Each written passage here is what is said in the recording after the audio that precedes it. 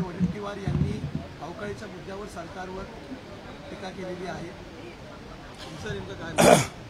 अवकाळी हा कोणाच्या हातचा खेळ नाही, तो निसर्गाचा एक खेळ आहे. दुर्दैवानं काल विदर्भाच्या बऱ्याच भागांमध्ये अवकाळी पावसाचा फटका बळीराजाला बसलाय. त्याच्यामध्ये प्रामुख्यानं गहू, संत्रा, लिंबू, कांदा, ज्वारी, हरभऱ्यासह अन्य पिकांचं मोठ्या प्रमाणात नुकसान झालंय. गारपीट झाली, अवकाळी वादळ झालं. निश्चितच बळीराजावर हे फार मोठं संकट आहे. विदर्भातल्या शेतकऱ्यांवर फार मोठं संकट आहे. त्यामुळे आज अंतरिम अर्थसंकल्प राज्याचे अर्थमंत्री अजितदादा सादर करणार आहेत. त्यापूर्वी स्वतः आम्ही औचित्याच्या मुद्द्याद्वारे विधान परिषदेच्या सभागृहात किंवा काही आमचे सहकारी विधानसभेच्या सभागृहामध्ये हा मुद्दा मांडून सरकारने अवकाळीचा फटका बसलेल्या शेतकऱ्यांना पूर्णपणे न्याय द्यावा. कारण हे महायुतीचं सरकार शेतकऱ्यांच्या पूर्णपणे पाठीशी असल्यामुळे शेतकऱ्यांना चिंता करण्याची आवश्यकता नाही. अर्थसंकल्पात विशेष तरतूद वाटते का? तुमचे नेते अजित पवार आज अर्थसंकल्प मांडणार आहेत, राज्याचे मुख्यमंत्री आहेत. शेतकऱ्याला केंद्रस्थानी ठेवूनच राज्याचा अंतरिम अर्थसंकल्प सादर होणार आहे. त्याच्यामुळे राज्याचे नेते आदरणीय अर्थमंत्री अजितदादा हे संपूर्ण ताकदीशी छोट्या घटकांना न्याय देणारा अर्थसंकल्प सादर करतील. रश्मी शुक्लांना 2 वर्षांचं एक्सटेन्शन मिळालेलं आहे. तुमचे जुने सहकारी रोहित पवारांना वाटतंय की त्यांचा फोन टॅप होऊ शकतो. आता मी रश्मी शुक्लांबाबतीतली पूर्ण माहिती मला नाही. आता तुम्ही सांगताय त्यामुळे मला माहीत पडलं. आणि दुसऱ्यांनी काय बोलावं तर त्यांना तेवढा उद्योग राहिला असल्यामुळे त्याच्या पलीकडे ते काहीच बोलू शकत नाही.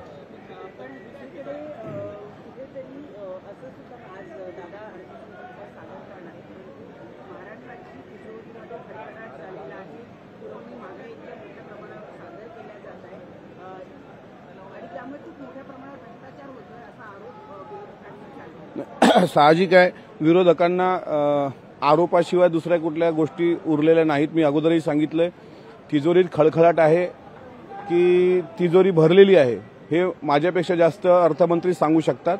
आणि आम्हाला विश्वास आहे की महाराष्ट्रातल्या सर्वसामान्य तळागाळातील व्यक्तीला सुद्धा या अर्थसंकल्पातून दिलासा मिळेल. तुम्ही 1 लाखाचा चेक देणार होता, तुतारी वाजवल्यावरती तो चेक दिलेला आहे, वडलाय का की काय त्याचं पुढे झालेलं आहे? तुतारी वाजलीच नाही, त्यामुळे चेक सुरक्षित ठेवलेला आहे. तुतारी वाजली का चेक दिला जाईल. इथे यावं, वाजवावी आणि राष्ट्रीय अध्यक्ष अजितदादांच्या हस्ते चेक घेऊन जावा. चुकला ना, चेक चुकला हे मान्य, चेक चुकला हे मान्य, पण तुतारी चुकली हे तुम्ही का मान्य करत नाही? मी पिपाणी वाजवायला नाही सांगितलं, तुतारीला सांगितलं वाजवायला. ती तुतारी पत्रकारांसमोर येऊन जाहीर वाजवावी.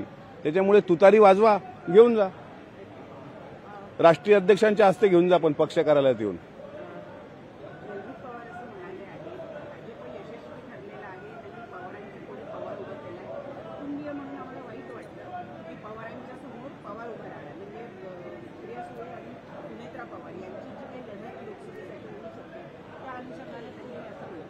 नाही, ज्या व्यक्तीचं तुम्ही नाव घेतलं त्या व्यक्तीला काही महिन्यापूर्वी वायबी चव्हाण सेंटरला असं का नाही वाटलं की भाजप आपल्या पक्षाच्या विरुद्धच लोक उभे करेल, हे त्यावेळेस त्याला का नाही वाटलं?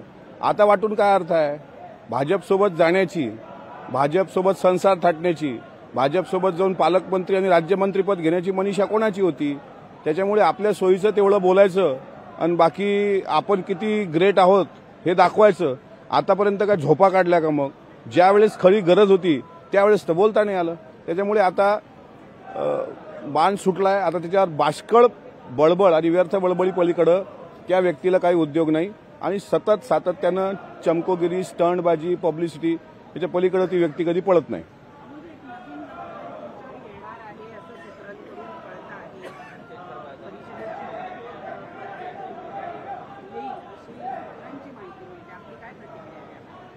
सूत्रांची तुमच्यापर्यंत आलेली माहिती कदाचित खरी असेल.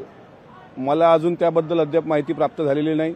जर तशी घोषणा माननीय विधान परिषदेच्या सभापतींनी केली तर मी प्रतोद तुम्ही म्हणता त्याप्रमाणे जर झालो तर त्याच्यावर बोलणं, मला वाटते ते पत्र स्वीकारल्यानंतर बोलणं योग्य राहील. आता बंदुका घेऊन आता सध्या पायऱ्यांवरती आंदोलन चालू आहे. विरोधक घोषणाबाजी करतात की गेली ती शिवशाही आणि आता गुंडशाही आलेली आहे.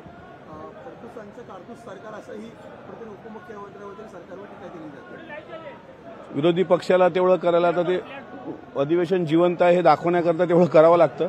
फक्त ओरिजिनल रिव्हॉल्वर आहेत की प्लास्टिकच्या बंदूक आणल्या ते बघा, कारण महाराष्ट्रामध्ये कायदा सुव्यवस्थेचं राज्य आहे आणि प्रातिनिधिक स्वरूपात जर ते आंदोलन करत असतील तर ठीक आहे. आता त्यातही काही कमी महात्मे नाही आहेत, त्यात पण आहे ज्यांचा इतिहास बंदुकीचा आहे, असे त्यात पण काही पुण्य आत्मे असू शकतात. कोण आहेत त्याचे म्हणजे आत्मे? मी बघू तर त्या कोण कोण पायऱ्यावर आंदोलन करते.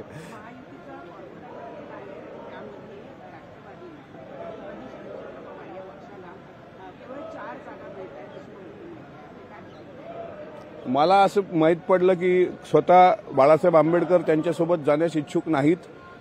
त्यांनी काल 1 दिवसाची तारीख वाढून मागितली, ती त्यांना द्यायला महाविकास आघाडी कबूल झाली.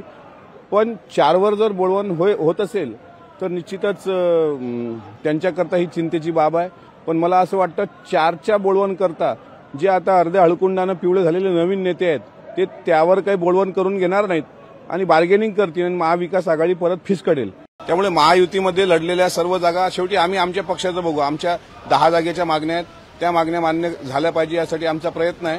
त्यांना 4 भेटतील का 2 भेटतील हे आम्ही सांगू शकत नाही. त्यांना जेवढ्या भेटतील तेवढं त्यांनी लढावे आणि जिंकून यावं. महायुतीचं बोलताय,